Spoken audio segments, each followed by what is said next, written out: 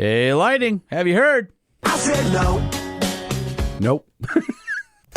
The Truck Show. We're gonna show you what we know. We're gonna answer what the truck, 'cause truck rhymes with the Truck Show. We have the lifted, we have the lowered, and everything in between. We'll talk about trucks that run on diesel and the ones that run on gasoline. The Truck Show, the Truck Show, the Truck Show. Whoa, whoa. It's the Truck Show with your hosts, Lightning and Holman. This episode of the Truck Show podcast, Have You Heard?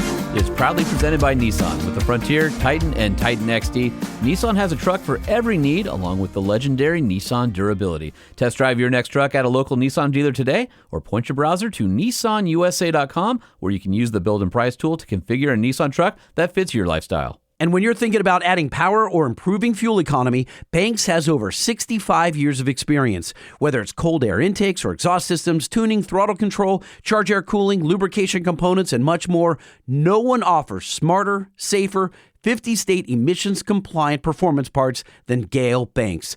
You'll find the best engineered parts for your truck at bankspower.com. This is the show where they talk breaking news, and this is the part where Holman asks Lightning, have you heard? Hey, Lighting, have you heard? No. I said no. You can kill all that right now. Like at this moment, stop. No, I have not. Okay, well, we have all sorts of crazy truck and apparently van news. Truck and van news. It's the Van News podcast? No, did you The hear? Van Show podcast. Did you hear about Ford's 1,400 horsepower SuperVan in Europe? It's an electric van. Well, check this out.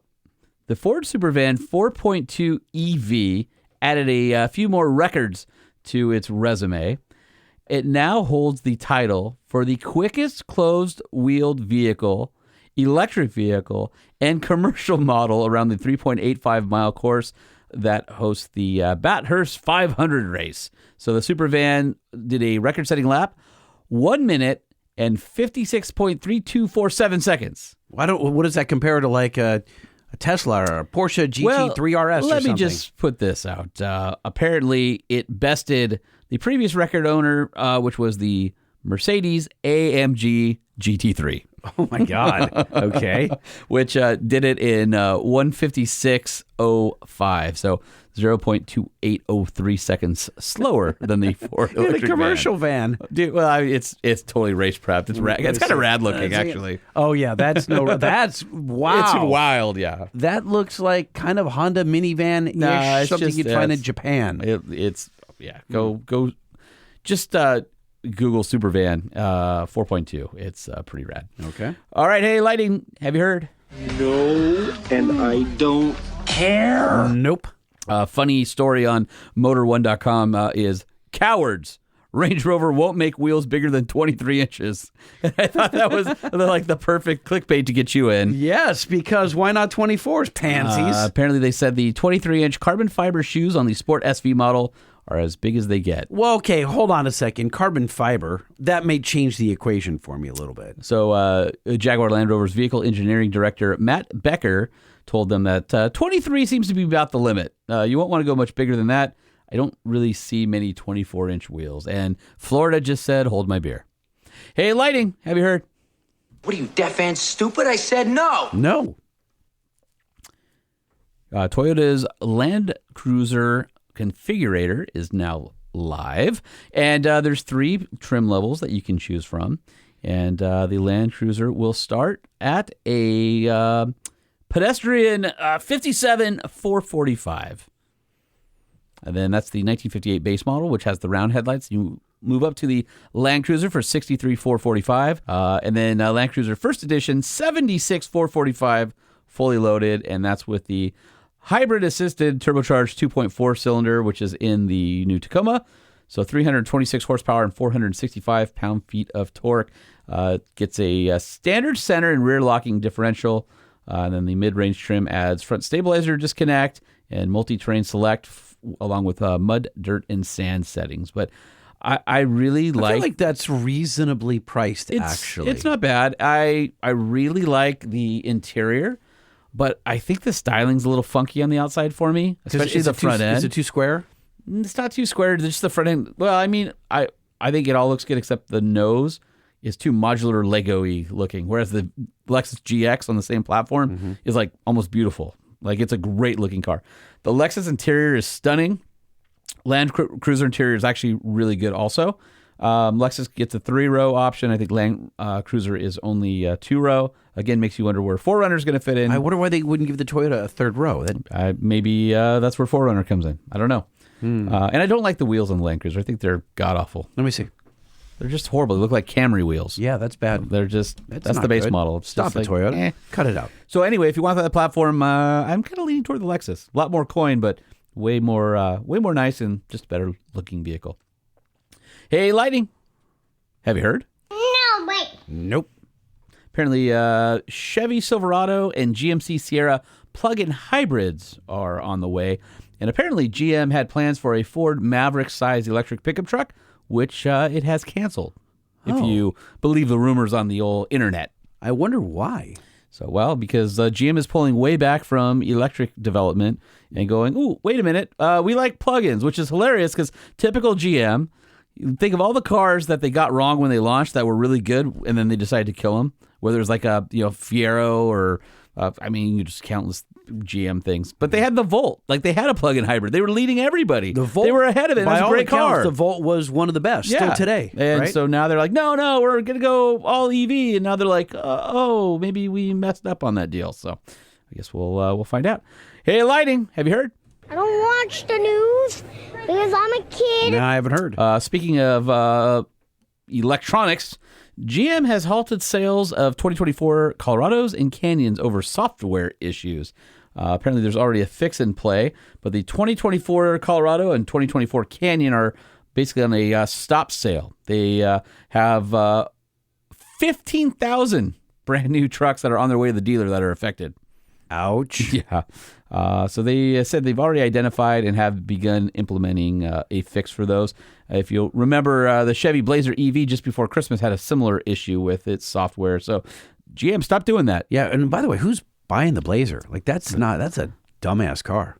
Well, the previous Blazer was definitely not great. The new EV Blazer is supposed to be pretty nice. Yeah, well, I guess I'm talking about the previous generation. That was awful with the tinny door slams and all that. It was not. I rented one once and was very not impressed by that particular product. It shouldn't. I mean, it not really, their best work. It did a disservice to the name, the trademark Blazer. Absolutely. Yeah, 100%. Hey, Lightning, have you heard?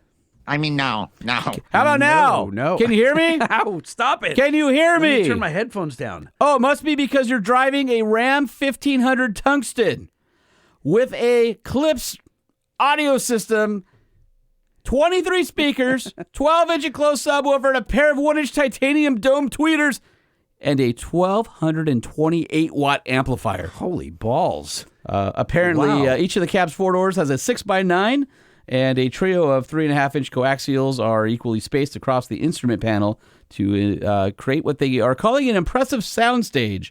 And this truck is the most opulent, most luxurious, most beautiful interior of any pickup truck in the history of pickup trucks. So this is the Ram 1500 Tungsten, you said? Yep. Tungsten. So this is going to start at $89,150. $89,150. And work its way up really close with all the options to that 6-digit territory. And this has which engine again? This is the That would straight be the 6? high output Hurricane 3-liter straight 6 gas. Okay. Wow. For a Ram 1500. Yep. A really nice Ram 1500. Without the supercharged 6.2 liter. My friend, it has Hellcat. 2 turbos. Not 1, but 2. Yeah, and it's got 2 turbos, but it's no 702 horsepower. Hey, well, this isn't a Hellcat. I know that. I am aware of that. And it's way more power than the Hemi. Hey, Lighting, did you hear? No. Jeep has confirmed that 2024 will be the last year of the Jeep Wrangler Rubicon 392, and it will be commemorated with a final edition. Not a last call? You know, what's funny is all these people on the internet, I've been telling them for 2 years, in all the 392 groups and stuff. They're like, they've been saying that since day one, so they can say more. They're going to have it for 4 more years. And I'm like, you guys are dumb. So I went back on there, and I'm like, told you so.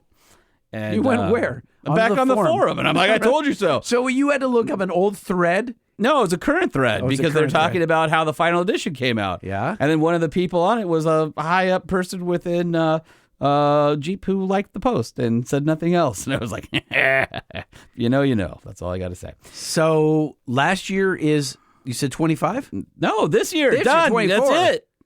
Get your 392 or don't. Wow. I got mine. Hey, Lightning, did you hear? No, said the guy who wanted the 392 and couldn't get one because they're about to be sold out. Or gone forever. So check this out. We have seen copious amounts of Ford Broncos with wheels pointing toward each other. Have we? Yes. Okay. Google Bronco Steering. Okay. It's everywhere. Here we go. Everybody goes off road. And they're like, oh, I got 37. Tie rod gone. Bronco steering rack broken. Steering. So our buddy Quinn over at rack. 74 Weld is making a whole steering system. Yep. I'll bill it. Because he's sure crazy. enough. There it is. Oh, snap. So Ford has somewhat acknowledged the fact that Bronco steering might be weak for those who modify them and maybe even those who don't. Because Ford Performance is now selling a $1,300 steering system that includes a reinforced steering rack with a higher torque motor, as well as stronger inner tie rods and reinforced outer tie rods with increased deflection ball joints. And then the goal will give you more articulation while strengthening the whole steering system. So that's pretty cool. And they're basically calling it a severe duty steering upgrade kit. But you'll need a $495 ProCal 4 programming tool to also complete the job. So you're in it for just under $2,000. Well, I guess, that's an upgrade. If you're going to beat the snot out of your Bronco. I think Quinn at 74 Weld is thousands more than that, right, for his billet steering system. Right. So this is probably a good deal. Now, if you own a 2024 Bronco Wildtrak, you already have that upgrade. It's part of the Haas 3.0 suspension upgrade. So anyway, so Ford Performance now offering steering upgrades. Because, I wonder how many guys who have that Wildtrak know that they have that upgrade. Well, it just happened for 24. So all the guys who have Wildtraks from the previous years don't. Oh. Yeah, not great. Oh. Hey, Lighting, did you hear? Oh, no. No.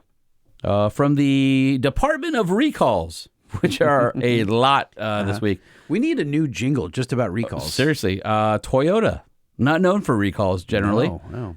is, well... Except for their line of Priuses. I feel like Priuses have had quite a few I didn't tell you. I rented the new one. 500 miles on it. Really? At Hertz Gold in Florida. Okay, and? $28,000. Did you like it? Loved it. Did you like it because you wanted to like it or because you actually did like it? No, I was like, this thing's rad. It was quiet. It rode nice. It didn't have any squeaks or rattles. It didn't feel cheap on the inside. The only thing I hate is the relationship of the steering wheel to the driver information center.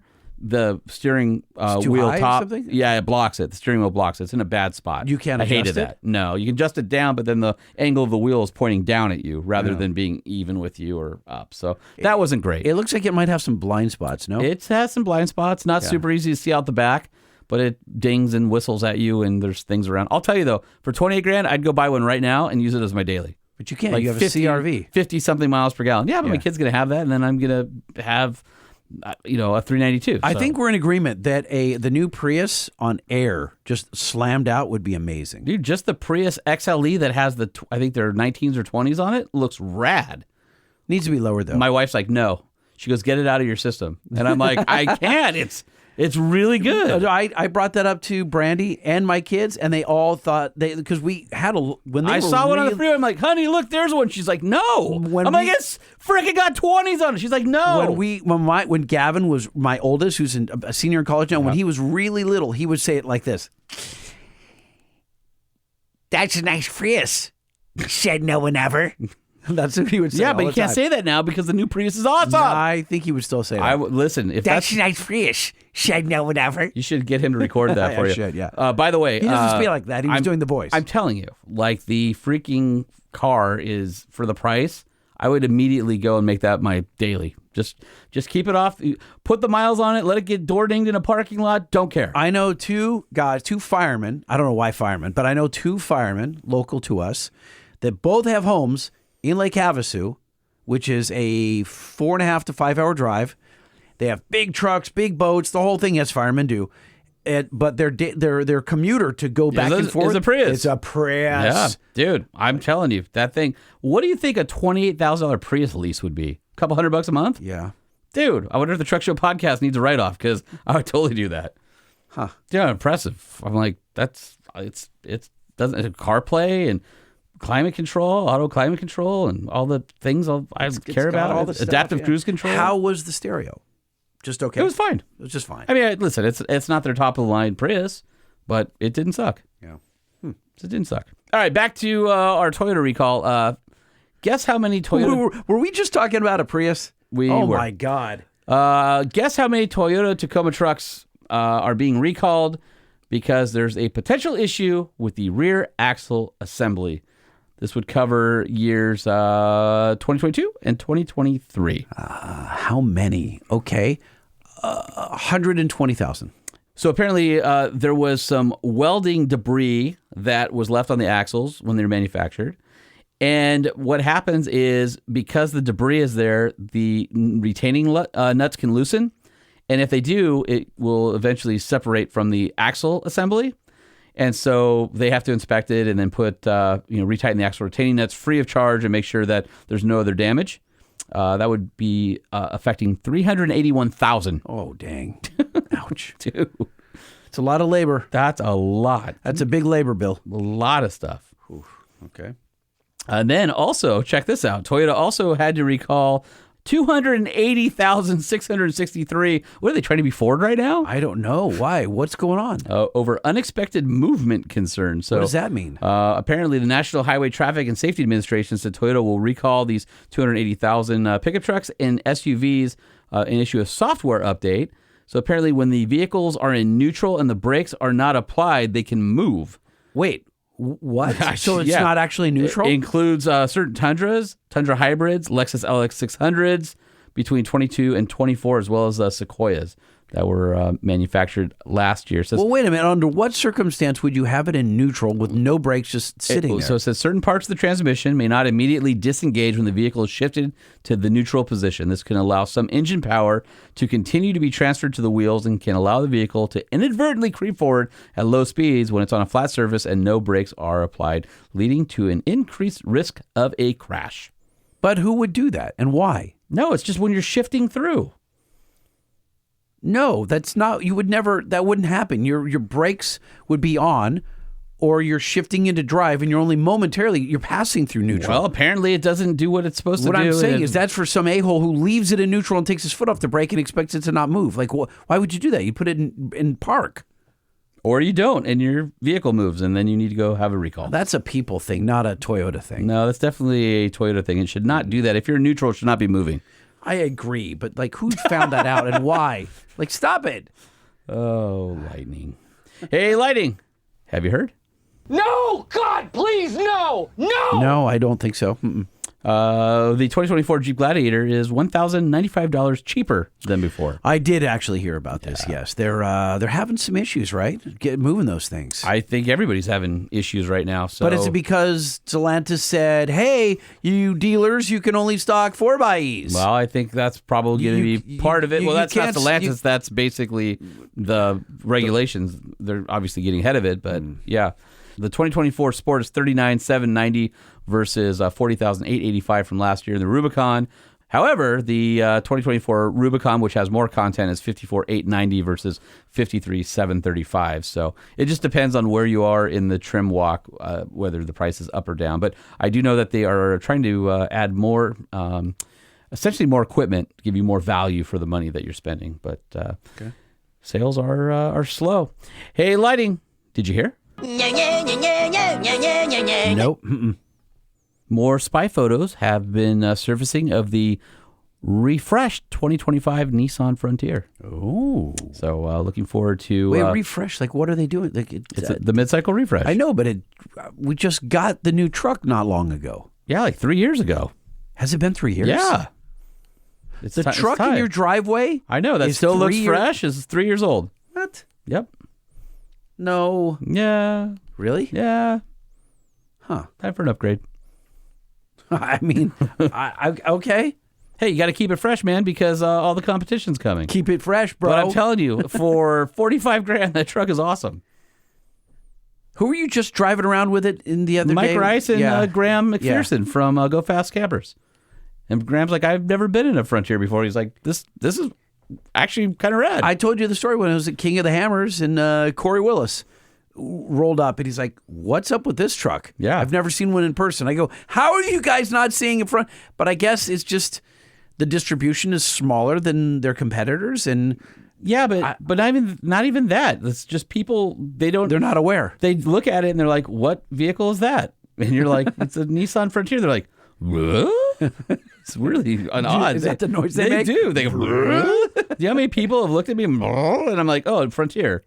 Yeah, it's strange. It's very strange. It's a cool truck. And one more for you. Lightning, did you hear? No. That's the most annoying no you have. I by the don't way. think. I love that no. Are you kidding me? I hate that no. I've never even gotten a third way through. No, I know it it's goes so on bad. for like a minute. Yeah, make it end. 2025 Chevrolet Silverado EV, the Trail Boss Edition, coming out next year. Could be cool adjacent. I think cool adjacent is probably close. They've shown some photos of it, and it's definitely got some, gray or blacked out lower cladding on it and fender flares, and it's got some more off-road oriented wheels. And so far, not a lot of other information, but it definitely looks more coolish than the current one. It's 18s on what looks like 33s, maybe? No, I take it back. No, it's not cool. You're out? That is not cool. I'm out. It leaves this reviewer cold. Nope. What does it do for the show? It's, we're over. We're done. That's it. We're It's the end of this episode. do it on the Chevrolet Trail Boss EV. Yep. That's it. We're end out on a buzzkill. We can't find like one more piece of news that can redeem ourselves. Nope. It's over. No! It's done. Goodbye. I'm sorry, guys. Come on, he had one job and he screwed it up. The Truck Show Podcast is a production of Truck Famous LLC. This podcast was created by Sean Holman and Jay Tillis with production elements by DJ Omar Khan. If you like what you've heard, please open your Apple Podcast or Spotify app and give us a 5-star rating. And if you're a fan, there's no better way to show your support than by patronizing our sponsors.